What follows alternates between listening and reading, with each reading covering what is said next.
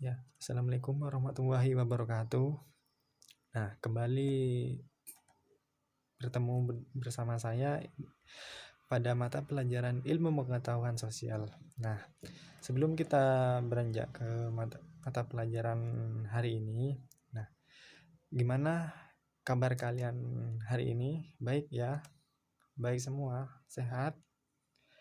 Nah, kalian masih ingat pelajaran kemarin tentang kedatangan bangsa Barat ke Indonesia? Nah, masih ingat belum? Pasti masih ingat ya. Nah, sekarang kita beranjak ke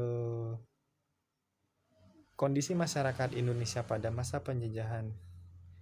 Nah, sekarang tujuannya yang pertama ini kita akan membahas tentang pengaruh monopoli dalam perdagangan. Yang kedua, pengaruh kebijakan kerja paksa. Nah, yang pertama ini ada pengaruh monopoli dalam perdagangan. Nah, kalian pasti tahu ya, monopoli itu mengaitnya tentang apa? Pastinya tentang rempah-rempah. Yang pertama itu rempah-rempah seperti cengkeh. Cengkeh itu merupakan salah satu hasil utama masyarakat Maluku. Hasil perkebunan tersebut merupakan tanaman ekspor yang sangat dibutuhkan oleh masyarakat Eropa.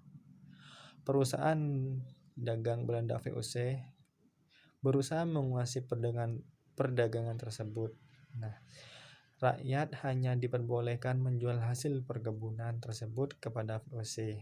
Nah, para pedagang lain tidak diperbolehkan membeli hasil perkebunan dari rakyat tersebut. Nah, sungguh sangat kejam ya VOC itu. Nah, VOC telah melakukan penguasaan perdagangan di Maluku atau disebut praktik monopoli. Nah, kalian paham itu monopoli seperti apa atau apa? Nah, Bapak perjelas ya. Monopoli yaitu perdagangan jelas merugikan rakyat.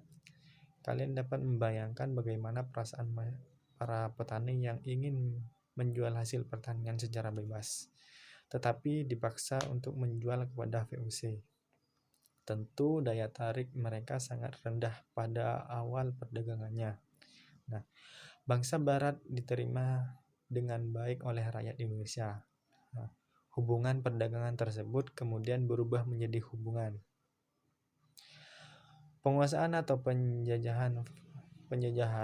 VOC terus berusaha memperoleh kekuasaan yang lebih dari sekedar jual beli. Nah, itulah yang memicu kekecewaan dan kebencian dan perlawanan fisik. VOC mengalami kebangkrutan pada akhir abad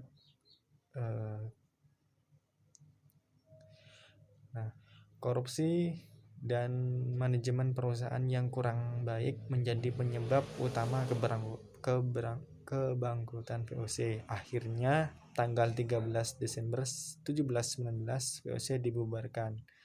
Mulai tanggal 1 Januari 1800 Indonesia menjadi jajahan pemerintah Belanda atau sering disebut masa pemerintahan Hindia Belanda. Mulai periode inilah Belanda secara resmi menjalankan perintah kolonial dalam arti yang sebenarnya. Nah, yang kedua ini tentang pengaruh kebijakan kerja paksa. Nah, siapa ini yang pertama kali menjajah kebijakan kerja paksa ini? Yang yaitu Gubernur Jenderal Dendles yang memerintah pada tahun 1808 sampai dengan 1811, melakukan berbagai kebijakan seperti membangun militer, jalan raya, perbaikan pemerintah, dan perbaikan ekonomi. Salah satu kebijakan yang terkenal dalam buktinya dapat disaksikan hingga masa sekarang adalah membangun jalan Anyer Panarukan atau Jalan Raya Pos. Jalan Raya Pos Anyar Panarukan sangat penting bagi pemerintah kolonial. Jalan tersebut dibangun dengan tujuan utama untuk kepentingan militer pemerintah kolonial. Dalam perkembangannya, Jalan tersebut menjadi sarana transportasi pemerintahan untuk mengangkut berbagai hasil bumi. Nah, dari situlah puluhan ribu penduduk dikerahkan untuk membangun jalan tersebut. Rakyat Indonesia dipaksa Belanda untuk membangun jalan. Mereka tidak digaji dan tidak menerima makanan yang layak. Akibatnya ribuan penduduk itu meninggal, baik karena kelaparan maupun penyakit yang dideritanya. Nah, pengerahan penduduk untuk mengerjakan berbagai proyek Belanda inilah yang disebut kerja rodi atau kerja paksa. Nah, kerja paksa pada masa pemerintahan Belanda banyak ditemukan di berbagai tempat. Banyak penduduk yang dipaksa menjadi budak dan dipekerjakan di berbagai perusahaan tambang atau perkebunan. Nah, kekejaman Belanda ini masih dapat kalian buktikan dalam berbagai kisah yang ditulis dalam buku-buku sejarah atau di novel. Nah, itu saja yang bisa saya jelaskan tentang pengaruh monopoli dalam perdagangan dan pengaruh kebijakan kerja paksa.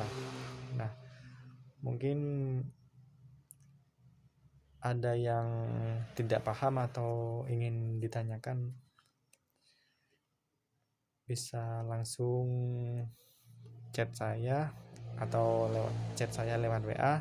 Nah, itu saja yang bisa saya sampaikan, kurang lebihnya mohon maaf. Wassalamualaikum warahmatullahi wabarakatuh.